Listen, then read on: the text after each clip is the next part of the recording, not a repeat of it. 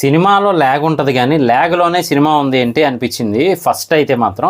అంటే కాన్సెప్ట్ మనకి almost interval time నుంచి కూడా చాలా బాగుంటుంది, ముందుకు వెళ్ళే కొద్దీ కూడా ఇంట్రెస్టింగ్గా ఉంటుంది. కాకపోతే ఈజీగా తేల్చేశారని అయితే చెప్పొచ్చు అనమాట.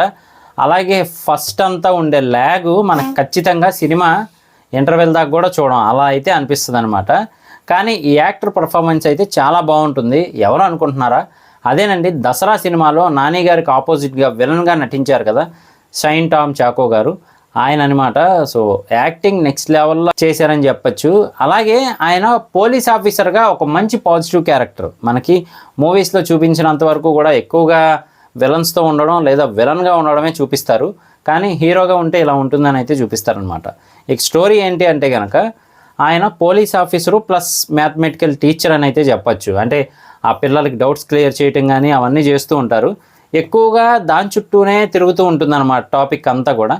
అలాగే ఇక్కడ మెయిన్ మనకి ట్విస్ట్ ఎక్కడ మొదలవుతుంది అంటే కనుక ఆయన దగ్గరికి మ్యాథ్స్ చెప్పించుకోవడానికి వచ్చే స్టూడెంట్స్లో ఒక అమ్మాయి ఒక అబ్బాయి బాగా క్లోజ్ ఫ్రెండ్స్గా అయితే ఉంటారు.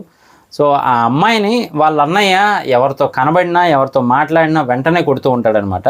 అది చూడలేక ఆ అబ్బాయి చేసిన పని ఏంటి, ఆ పని చేయడానికి ముందు అసలు ఏమేమి లింక్స్ జరిగాయి, ఇదంతా కూడా స్టోరీగా అయితే తీసుకెళ్లారు.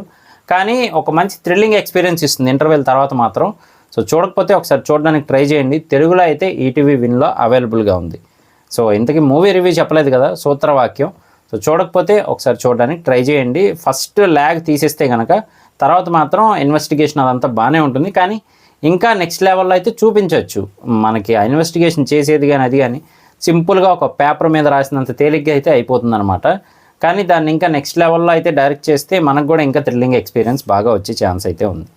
సో ఇది నా రివ్యూ మాత్రమే. చూశాక మీకేమనిపించింది అనేది కింద కామెంట్ చేయడం మర్చిపోకండి. నేను మీ ప్రసాద్, మళ్ళీ నెక్స్ట్ వీడియోలో కలుస్తాను. Love you all.